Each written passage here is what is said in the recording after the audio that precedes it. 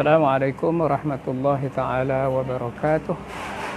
Malam seperti yang saya telah janjikan kepada semua pendengar untuk bercakap mengenai the law of attraction and the law of physics.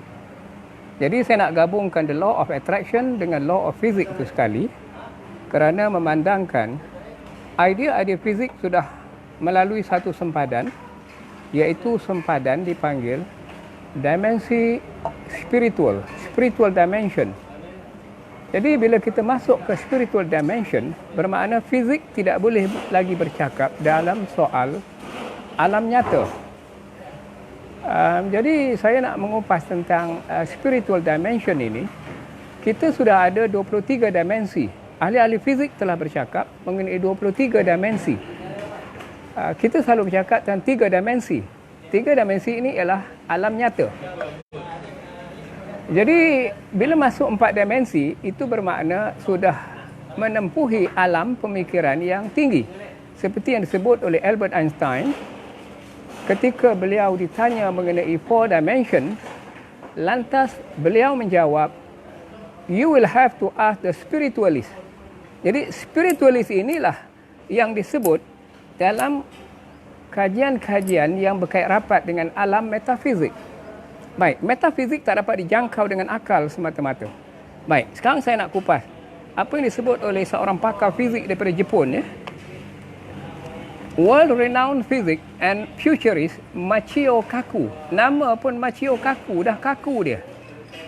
Dia kaku memikirkan explore, enrich, intimate, detail the process by which humanity may gradually move away from the planet.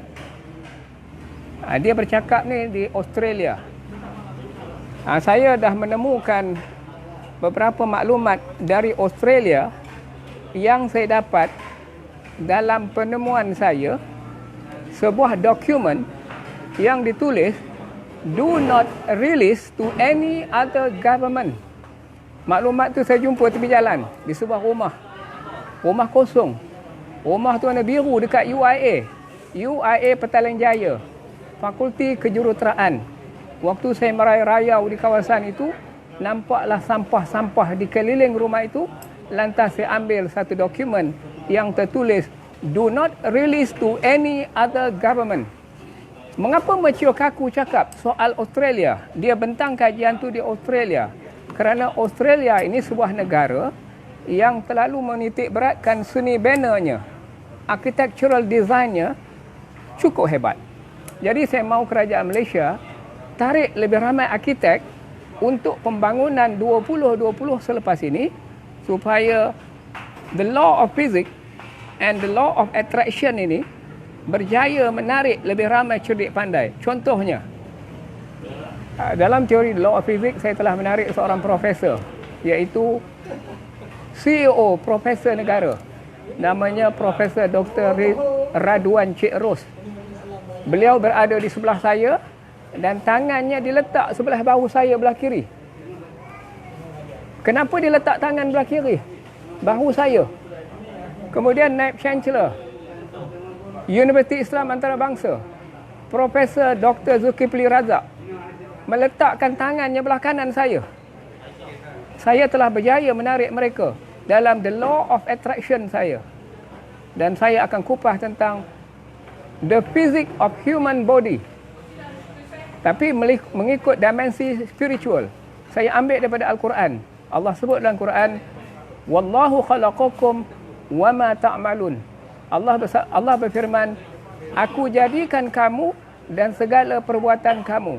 Jadi UIA Naib Chancellor, dia letakkannya tangan di bahu kanan saya, itu perbuatan Allah. Allah kata, Allah berfirman, aku jadikan kamu dan segala perbuatan kamu. Jadi perbuatan dia meletakkan tangan belah bahu saya itu juga perbuatan Allah. Tapi dalam kupasan fizik, dia panggil the physics of human body. Tapi itu dalam bentuk physical. Itu bukan spiritual. Sebab manusia ni ada jasad dan ada rohnya. Seperti ada sabda Nabi SAW, Rasulullah bersabda, roh ni ibarat tentera. Kalau dia ngam, kalau dia serasi, dia akan bertemu. Itu hadis Nabi. Nanti kita akan tengok lagi hadis tu melalui perbincangan dengan para ustaz di Malaysia. Sebab mana-mana orang tak ngam, orang tak serasi, mereka tak akan bertemu. Jadi hadis Nabi menyebut roh ibarat tentera. Sebab itu tentera mereka serasi. Itu sebab mereka bertemu. Kalau ada tentera yang tidak serasi, contohnya kerajaan Malaysia, tentera udara, tentera laut, tentera darat, mereka tak serasi. Mana boleh begitu? Sebab itu tentera ni kena serasi. Baru mereka boleh mempertahankan negara ini. Jadi hadis tadi kita kena tengok melalui syarahnya pula. Jadi para ustaz kena ke depan. Saya bukan orang untuk mengupas hadis. Cuma saya membacakan hadis ni supaya hadis menjadi panduan kita. Al-Quran dan hadis Nabi sebagai panduan umat Islam supaya terpimpin masa depannya. Jadi banyak lagi the law of attraction yang akan saya tarik. Hukum daya tarikan. Macam kita nak menarik semua daya tu datang ke kita. Dalam teori Newton, F equal to ma, force equal to jisim, mass jisim, time acceleration. Force tu daya. Itu teori Newton. Tapi dia berbentuk mekanism. Kita nak dalam bentuk spiritual. Dalam bentuk spiritual dia lebih tinggi. Sebab itu ada the third law of motion. Dia panggil hukum daya Newton. Hukum gerakan. Gerakan ini motion. Another word for motion is faham je lah, motion tu kalau another word for motion bukan saja gerakan.